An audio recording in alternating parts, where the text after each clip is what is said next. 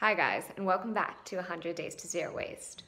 This is our final episode. As we made this journey to move from individualistic-oriented waste prevention to community engagement and community betterment, we've learned a lot. For this final challenge, we asked contestants to engage with their communities through zero waste events. Jen took on this challenge by attending a Wave Makers retreat, which she'll tell us all about. And Sasha took on this challenge by holding an innovative zero waste party. So let's hear some final experiences. Thanks for joining us on this journey, and I hope you continue to be zero waste inspired.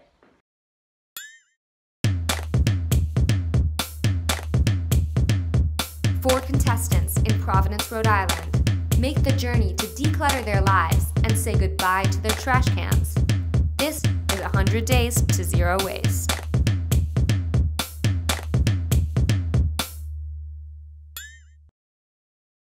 So, I always start with but I have exciting news. I'm hosting a zero waste-ish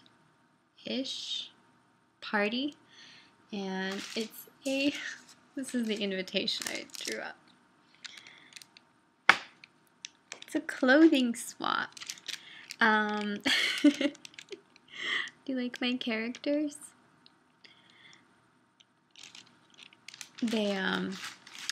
So what I've learned during our textiles and apparel episode is that the most sustainable way to really address fashion and the fashion industry waste is buying secondhand clothing or exchanging clothing. And I think just about most people that I know, including myself, have too much clothing.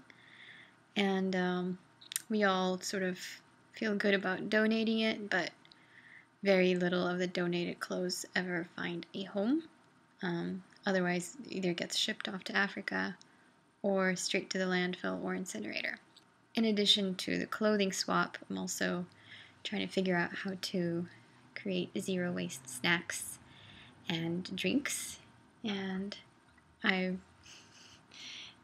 put together some growlers, and we'll be going to some breweries to fill them up.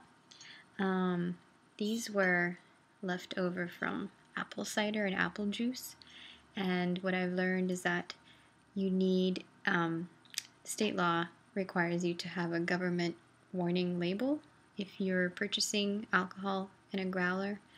So, and I don't know if this will work. I printed some out. Got some tape, and this looks convincing, right? This counts. It's printed on the bottle, kind of. But anyways, I think these are just so pretty. Unfortunately, it's pretty expensive to fill growlers with local craft beer. Today I paid a pretty penny, but I think the brewery I'll be visiting tomorrow will be a little bit more affordable because they're less, the one I went to today was they have very special batches that they release on a monthly or weekly basis, and the one I'm going to tomorrow really has a few standard beers that they make, and I really like them too. Somewhere you don't remember getting to. You just need to write, fuck it. Try to make a call. R.I.P. Bucket. My zero waste adventures take me to places I don't normally go to. I don't drink alcohol a lot, and I'm not a big beer buff. So I show up to these places where people are tasting beer and really appreciating it. And I'm like, can I please feel my growler?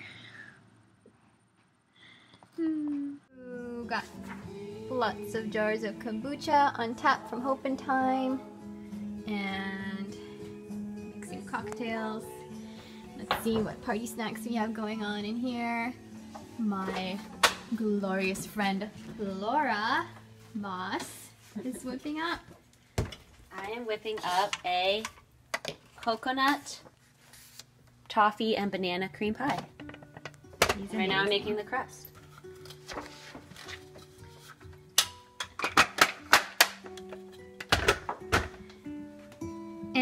made this hummus. And I made that hummus. It looks so both chickpeas, and I also got these both nuts.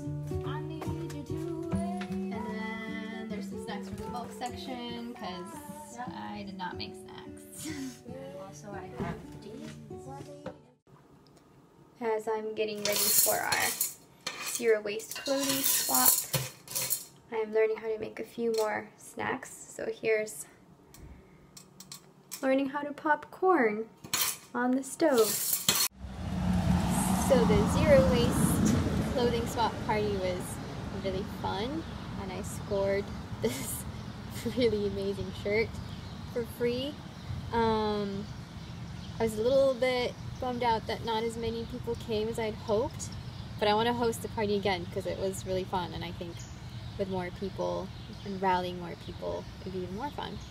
And unfortunately also nobody really drank the beer, and I sourced a lot of beer for the party, so that's what I'm trying to zero waste now.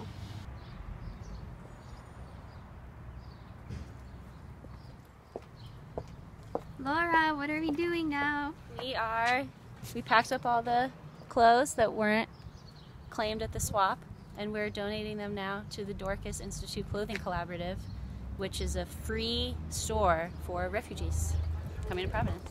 Hello. How are you? So I went to something called the Wave Makers Collective, and it was a retreat and workshop for ocean activists around the world. Most of them came from London, the UK, Ireland, but there were also people from, let's see, Austria, Switzerland, Vancouver. My friend Joe came with me here from Rhode Island. So we were the only two United States people, and there were about 15, 16 other people. Good morning. I'm gonna whisper here because everyone's still sleeping, but I'm in this amazing surf camp in Sierra, Portugal.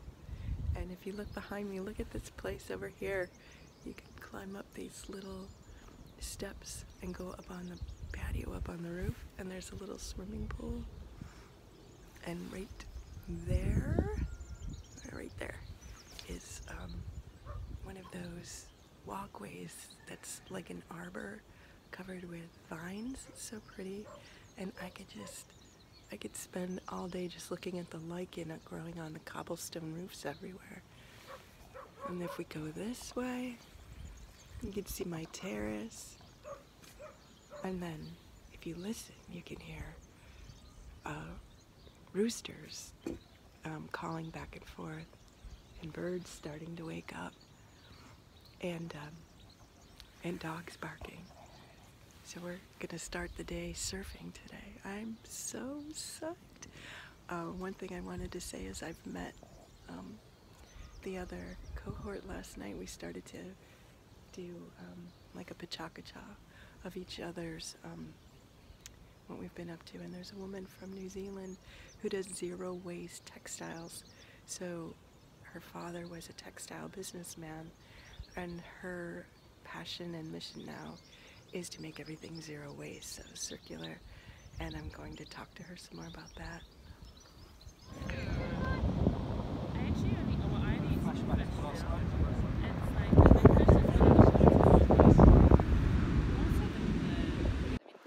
This one, right? It's a classic. Oh, God, this depressing. And also to look at all of this and think, okay, so what could I be responsible for in this space? So, like, I'm good. I don't drink coffee, so I'm good there. But in the past, I definitely used cotton buds. Now I always use them with a paper section in the middle. But that's definitely one that could have been meant, without a doubt, like every single one of us. Thinking about that, like when I'm in the ocean, I don't pay attention to that, but I'm sure that there is a ton of stuff, which is so sad. Actually, I did notice though on the shore, I notice when I'm going to pick up sea glass, sometimes I'm picking up plastic and I'm like, oh, this isn't glass at all.